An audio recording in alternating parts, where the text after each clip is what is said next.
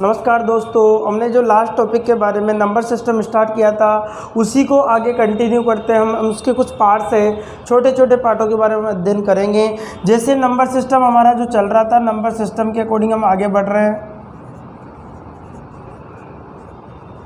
Number system के according जो हमने पढ़ा था कि प्राकृत संख्या क्या थी, प्रमेय संख्या क्या होती, सारी चीज़ों के बारे में हमने पढ़ लिया था। उसी को आगे कंटिन्यू हम जैसे इकाई अंक याद करना, क्या सीख रहे हैं हम? इकाई अंक ज्ञात करना, इकाई अंक ज्ञात करना, ये आज नया टॉपिक हम सीखेंगे। इसी का नंबर सिस्टम का ही पार्ट है। नंबर सिस्टम के अकॉर्डिंग जैसे हमने कोई संख्या जैसे 4, 3, 7, 8 कुछ भी दे दिया गया आपको। अब इसके अकॉर्डिंग आप इसमें और 5 भी आपको जैसे 3 दे दिया एक बार, इसका आपको इकाई अंक निकालना है। तो क्या करना होगा? इन संख्याओं को इस प्रकार से मल्टीपल करना होगा आपको। 4 × 3 के होते हैं तो 12 होंगे आपका। इधर 8 × 3 कितने हो गए? 24 हो गए आपका। इसी प्रकार से इसका इकाई अंक वापस आपको लेना होगा। 2 × 4 कितना होता है? 8, और इकाई अंक कितना निकल जाएगा आपका? 8। इसी प्रकार से जैसे और भी एग्जाम्पल, जैसे एग्जाम्पल 4 आपने ले लिया, जैसे 4, 3 × 8, 6 × 3, 3 × 4, 4 आ गया। कोई भी क्वेश्चन आपके आ गया 4, 4 इस प्रकार से दे दिएगा। ठीक है, तो इसका इकाई अंक क्या है? 3 है। इसका इकाई अंक क्या है? 6 है। इसका इकाई अंक क्या है? 3 है। इसका इकाई अंक क्या है? 4 है। तो इसको इससे मल्टीप्लाई कितना आ गया? 18 आ गया आपका। इसको इससे मल्टीप्लाई का 4 × 3 = 12 आ गया। इसका इकाई अंक कितना है? 2 है। इसका इकाई अंक कितना है? 8 है। इन दोनों को गुणा किया, 8 × 2 कितना होगा? 16। तो आंसर इकाई यूनिट डिजिट कितना निकलेगा? आप इकाई अंक आपका 6 निकल जाएगा। इसी को कंटिन्यू हम आगे करते हुए और बड़े एग्जाम्पल के बारे में हम समझते हैं।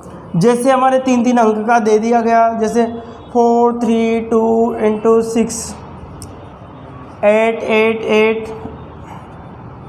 × 4, 4, 4। ये कोई क्वेश्चन हमारे लिए दे दिया गया है। इस क्वेश्चन को कंटिन्यू हम जैसे इसका इकाई अंक क्या है? हमारा 2 है। इसका इकाई अंक क्या है? 6 है। इसका इकाई अंक क्या है? 8 है। इसका इकाई अंक क्या है? आपका 4 है। इसको 2 × क्या किया आपने? 6 किया, कितना हो गया? 12 हो गया आपका। 8 × आपने 4 किया, 8 × 4 कितना हो गया? 32 हो गया। इसका इकाई अंक कितना निकला आपका? 2 निकला। इसका भी इकाई अंक कितना? 2 निकला। इन दोनों को आपने मल्टीपल कर दिया। 2 × 2 क्या बन गया आपका? 4 बन गया। 2 × 2 कितना बन गया आपका? 4 बन गया। इसी प्रकार से हम इसको और भी अभी संख्याओं के बारे में हम समझ सकते हैं। जैसे आपने 7, 8, 4 × 9, 9, 9 × 3, 3, 3 × 6, 6, 6 इस प्रकार से आपने कंटिन्यू किया। इसी को हम इकाई अंक के अकॉर्डिंग जब देखते हैं तो इसका 4 आया आपका। इसी प्रकार से 9 है आपका। ठीक है, इसी प्रकार से 3 है। इसी प्रकार से कितना है? 6 है। अब देखिए, देखो 4 × कितना होगा? 36 होगा। 36 आपका 9 × 4 = 36 होगा आपका। इसी प्रकार इसको मल्टीप्लाई करते होगा तो 18 हो गया आपका। कितना होगा? 18 हो गया आपका। अब जैसे इसको देखते हैं हम तो 6 इसका इकाई अंक था। इसका कितना था? 8 था आपका। 8 × क्या कर दिया आपने? कितना कर दिया? 8 × 6 कर दिया, कितना होगा? 48 हो गया। अब इसका इकाई अंक कितना निकला हमारा? 8 निकला। और बड़ी बड़ी संख्याओं के बारे में हम चर्चाएं कर सकते हैं। जैसे कंटिन्यू और भी संख्या एग्जाम्पल के हम समझ सकते हैं। अगर कोई भी संख्या के रूप में घात में आ जाती है संख्या, जैसे आपके 7 की घात 105 आ गई। 7 की घात कितनी आ गई? 105 आ गई। 7 की घात 105 के अकॉर्डिंग जो इकाई अंक आपको निकालना होगा, तो जब भी कोई क्वेश्चंस आपके घात में दिया जाता है, जब कोई क्वेश्चंस भी संख्या घात में दी हो और उसका इकाई अंक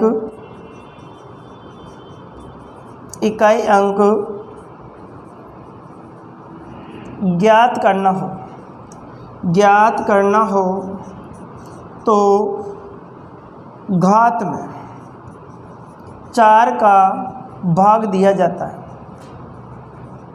तो घात में 4 का भाग दिया जाता है। ये विशेषकर इसकी कंडीशंस होती है। यदि आपकी घात में, यदि घात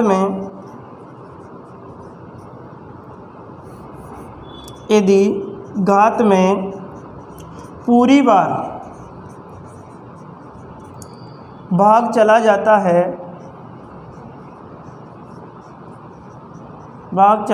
है तो उसकी घात 4 लगा दी जाती है। तो उसकी घात कितनी लगा दी जाती है, 4 लगा दी जाती है। अगर यदि घात में पूरी बार भाग नहीं जाता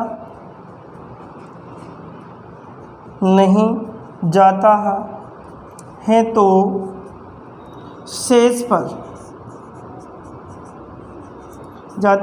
शेषफल को घात के रूप में लिख दिया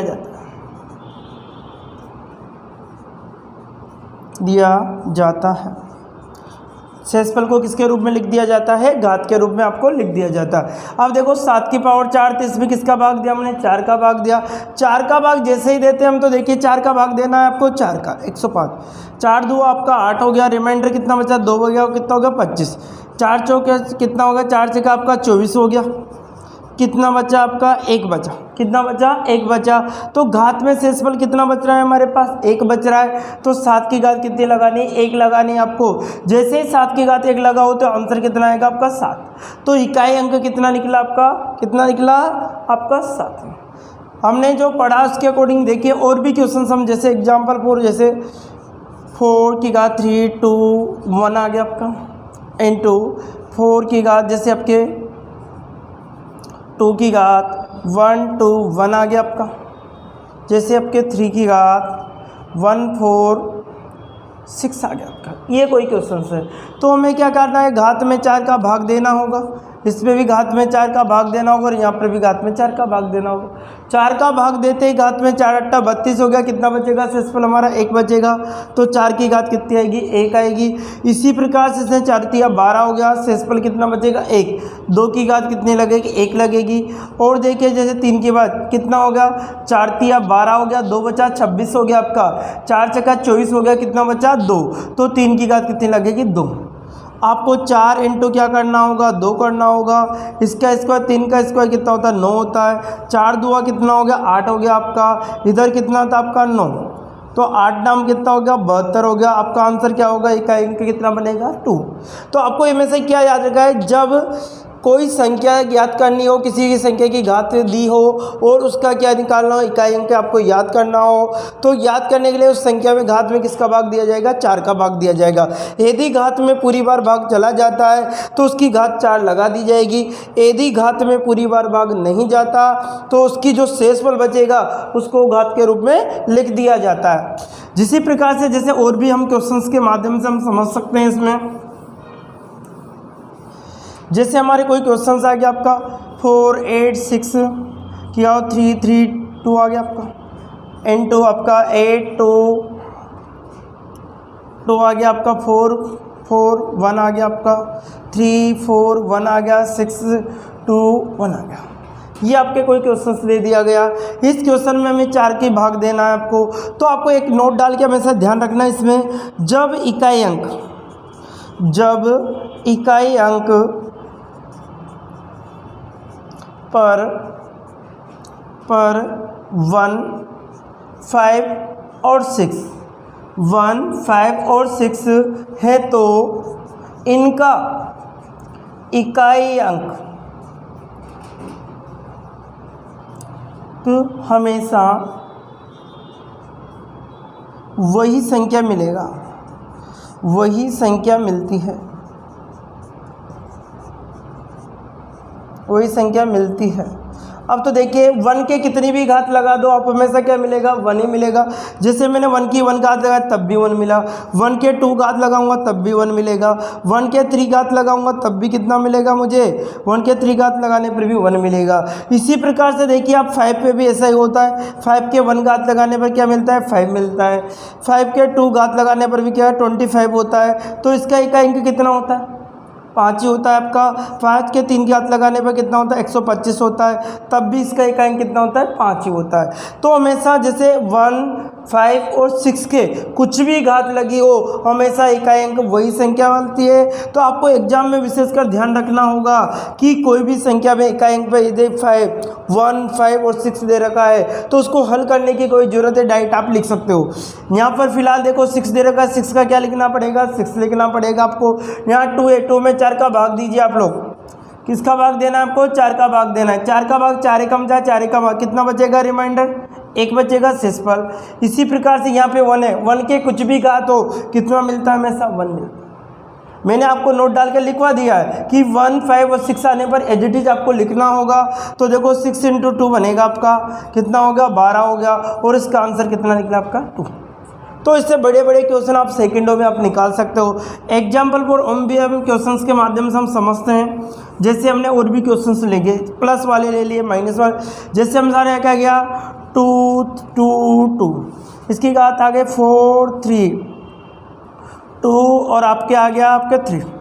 ये कोई क्वेश्चंस आपके आ गया, और आपसे माइनस आ गया जिसमें आपको कहा 4 3 1 की घात आपके आ गया 2 2 2, इस प्रकार से आपके दे दिया।